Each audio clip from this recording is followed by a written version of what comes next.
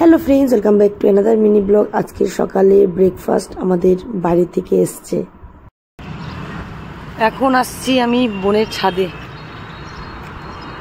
সেই যে রবিবারে আসছি, আজকে আসলাম বোনের ছাদে। সময় হলো আসার। ওই যে আমাদের ওখানে পেট্রোল পাম্প, এই যে বোন এখন ছাদে জামা কাপড় মেলছে।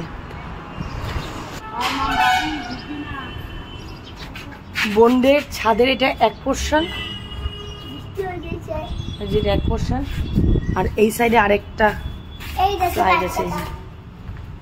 এই যে এদিকে বড় বড় টাওয়ারের মেশিন গুলো রাখা আছে। এই যে টাওয়ারের মেশিন। হ্যাঁ, বোন, রাজদা আর সোনামা চলে গেল মিমিকে স্কুল থেকে আনতে। আর এখন আমি ট্রলি ব্যাগ গুছাবো, কারণ আমাদের কালকে ট্রেন কাঞ্চন আর অবধে পায়নি রিজার্ভেশন। তো কালকে মানে শুক্রবার রাত্রে 11টায় ট্রেন সম্পদক্রান্তি। তো সম্পদক্রান্তিতে যাব। লামডিং পৌঁছাতে মনে হয় 10টা বা 11টা এরকম কিছু বাজবে, ঠিক জানি না। এই ট্রেনে কোনোদিনও যায়নি। তো বিছনামাটি বোন হাফ গুছিয়ে গেছে। তো এখন আমি আমার ট্রলি ব্যাগগুলো গুছাবো। আর এদিকে তো বাইরের ওয়েদারটা খুবই খারাপ। রাত্রে পুরো রাত্রে মশালধারে বৃষ্টি হয়েছে, ঝড়। এখন গুছাবো। সত্যি না, এই যে আসলাম, আসার সময় না খুব মজা লাগে, মানে এক্সাইটেড, মানে বোনের ঘরে যাব, এইটা করবো, ওটা কত ভেবে আসি না। অনেক কিছুই ভেবে আসি, সব কিছুই পূরণ হয়, কিন্তু কিছু কিছু মানে থেকে যায় বাকি।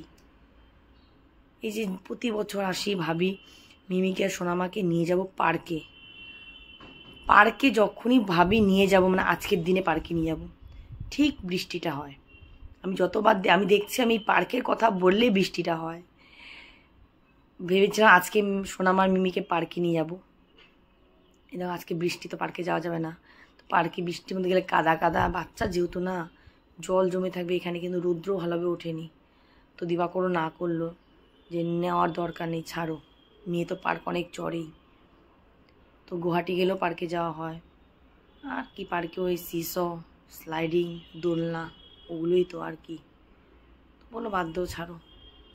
দেখো এই যে আমার ট্রলি ব্যাগ, মেয়ের ট্রলি ব্যাগ দেখেছো? জামা কাপড় ছড়িয়ে ছিটিয়ে আছে বোনের ঘরে। দেখো কন্টিনিউ তো এদিক যাচ্ছি, মলে যাচ্ছি, এখানে যাচ্ছি, আমরা দুই বোন মার্কেট যাচ্ছি। যে বলে না, দুই বোন একসঙ্গে থাকলে এতটাই গল্প হয়, সারা দিন রাত গল্প।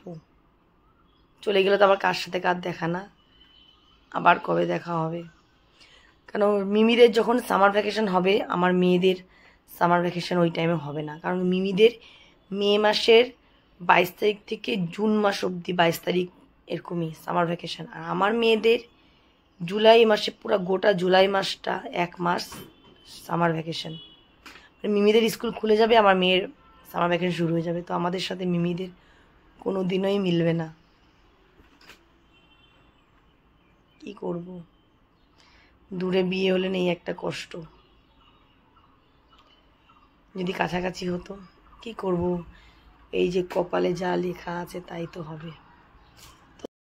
এই মাত্র মিমি আসলো, এই দেখো আমার ছোট্ট মিমি, মনটা খারাপ। এই যে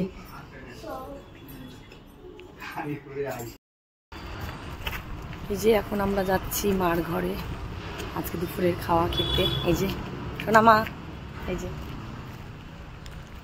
সোনামা কাঁদছে, সোনামা যাওয়ার ইচ্ছা নেই, কারণ মিমি যায়নি তাই। যে আজকে মা স্পেশাল সোনামার মিমির জন্য লেগ পিস এনেছে, চিকেন খাওয়াচ্ছি, ডাল ভাত আর চিকেন, আরো অনেক কিছু রান্না করে তোমাদের দেখাবো। এই যে নিয়ে বসছি খাওয়ানোর জন্য। আজকে মা রান্না করেছে চিকেন, মুসুরির ডাল, আর কাতল মাছ। যে এখন আমরা বের হলাম আমার চোখের ডাক্তার দেখানোর জন্য। এই যে চোখের ডাক্তারের দোকানে টুকুন দিয়েছে, যেহেতু আমি প্রতি বছর দেখাই শিলিগুড়িতে আসলে, ওই জন্য টুকুন দিয়েছে 38 নম্বরের নাম। তো বললো 1.5 ঘন্টা পর আসতে। তো 1.5 ঘন্টা কী করবো, তো আমাদের কাজ ছিল, মার্কেটেও কিছু কাজ আছে। আগে আমরা যাবো V2-তে। দিবাকরের জন্য দুটো হোয়াইট কালারের শার্ট নেবো, দিবাকর বলেছে ফোন করে।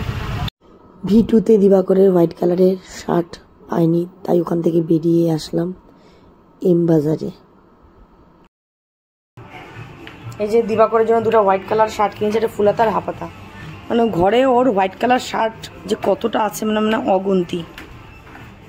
এম বাজার থেকে ডাইরেক্ট চলে এসেছি ডক্টরের কাছে, তো সময়ও হয়ে গেছিলো। আর দেখছে মেশিনগুলো দিয়ে আমার চোখটা দেখেছে, তারপর তো চোখে একটা ড্রপ দেওয়ার পর চোখে দুটো কাগজ টাইপের দিয়েছে। তারপরে ডক্টরকে দেখালাম, বললো আমার চোখের জল একটু কমে গেছে, তাই আবার ড্রপ দিল, সেম একই ড্রপ। তারপর ওখান থেকে গেলাম, আমাদের 3 বাতিতেই আছে মিষ্টির দোকান, ওখান থেকে মিষ্টি নিলাম, চপ কিনলাম। তো এখন আমি চপ খাচ্ছি মুড়ি দিয়ে। তো ভেবেছিলাম চিংড়ির চপ খাবো, কিন্তু চিংড়ির চপ শেষ হয়ে গেছে, তাই ডিমের চপ নিলাম। তাই চলো আজকে সারাদিনের ভিডিওটা তোমাদের কেমন লেগেছে অবশ্যই জানাবে। Tata, bye bye.